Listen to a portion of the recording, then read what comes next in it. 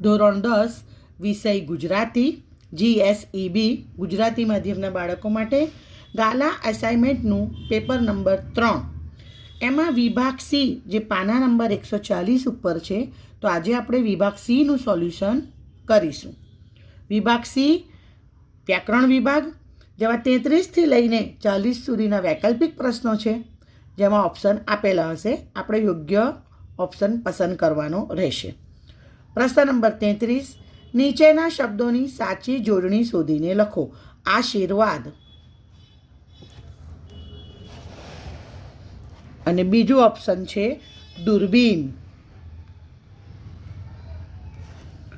પ્રશ્ન નંબર 34, સન્મતિ શબ્દની સાચી સંધિ છોડો. તો સતમતી. પ્રશ્ન નંબર 35, નંદ કુંવર શબ્દનો સમાસ ઓળખાવો. નંદ નો કુંવર, નો તત્પુરુષ સમાસ, વિભક્તિ પ્રત્યય આવ્યો નો. આગળ વધીએ.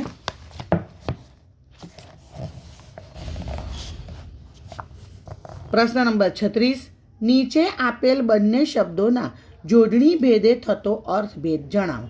પાણી એટલે નીર, જળ, અને પાણી એટલે હાથ. પ્રશ્ન નંબર 37, માણેકની ચીસ એમની પાછળ દોડતી દોડતી આગળ ચાલી.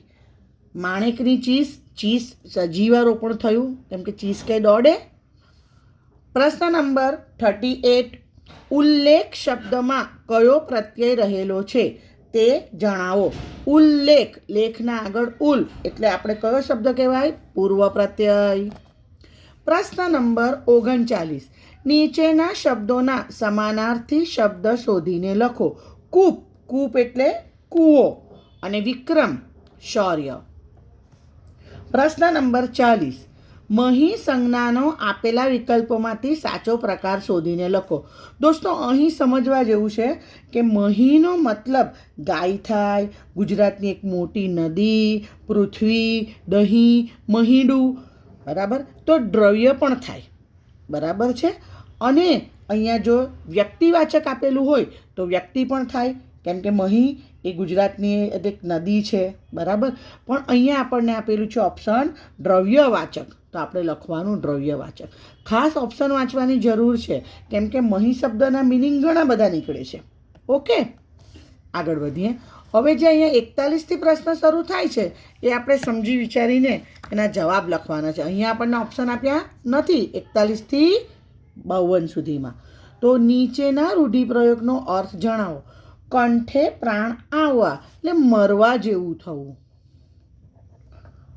મરવા જેવું થવું. પ્રશ્ન નંબર 42, નીચે આપેલી કહેવતનો અર્થ લખો. બોડીને તાવડી કાંકી કેવી, કે જેની પાસે ખાવાનું ન હોય એવા ગરીબ પાસે સાધન ક્યાંથી? અત્યંત દરિદ્રતા હોવી કે ગરીબાઈ હોવી. તો આપણે આનો જવાબ મોટો આવે છે કે જેની પાસે ખાવાનું ન હોય એવા ગરીબ વ્યક્તિ પાસે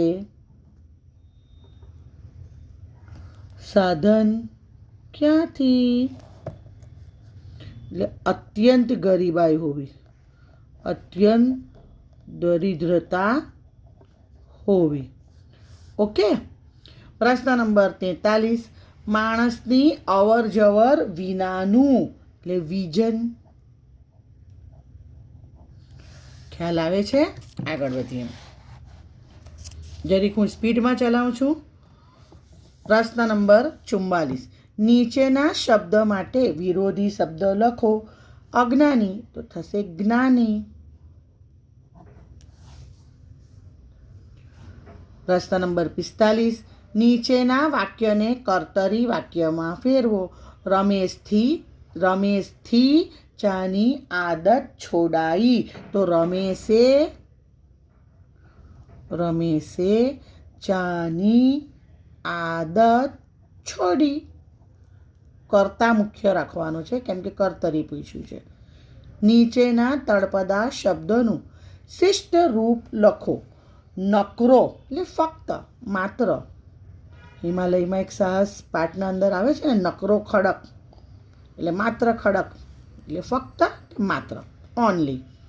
પ્રશ્ન નંબર 47, નીચેના વાક્યમાંથી વિશેષણ શોધી તેનો પ્રકાર જણાવો. અહીંયા વિશેષણ શોધવાનો અડધો માર્ક્સ અને એનો પ્રકાર લખવાનો અડધો માર્ક્સ. પ્રિય કવિ રાજેન્દ્ર શુક્લ કાયમ સાથે જ રહે છે. તો આવશે આપણને કે કાયમ સમયવાચક વિશેષણ. પ્રશ્ન નંબર 48, નીચેના વાક્યમાંથી ક્રિયા વિશેષણ શોધી તેનો પ્રકાર જણાવો. સુરેશભાઈ કૃતિ સમજાવતા વ્યાકરણ શીખવે છે. તો સમજાવતા રીતિવાચક ક્રિયા વિશેષણ થાય. સમજાવતા માંડ જટ ક્રિયા વિશેષણ. પ્રશ્ન નંબર 49, કદંબ શબ્દના ધ્વનિ ઘટકો છૂટા પાડો. બરાબર છે. તો લખવાનું આપણે ક, સ્વરને છોડી દેવાના, વ્યંજનને ખોડા કરવાના. એટલે ક, દ, મ, અ ને બ. ઓકે. અનુસ્વર અહીંયા કદમ મના ઉચ્ચાર થાય છે. ઓકે.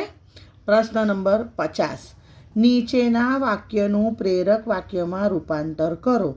મેં બારણું ખોલ્યું તો મારી પાસે બારણું ખોલાવાયું. મારી પાસે બારણું ખોલાવાયું. પ્રશ્ન નંબર 51, કરતા ઝાડ કરોડિયો ભોંય પડી ગભરાય, વણ તૂટેલે તાંતણે ઉપર ચડવા જાય. આ દોહરો છંદનું ઉદાહરણ છે. દોહરો છંદ. અને પ્રશ્ન નંબર 52,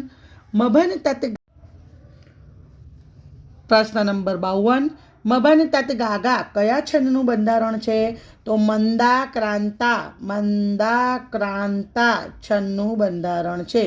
ઓકે વિદ્યાર્થી મિત્રો, પેપર નંબર 4ના વિભાગ સીના સોલ્યુશન લઈને જલ્દી જ મળીશું. All the best for your exam. Do your level best. By.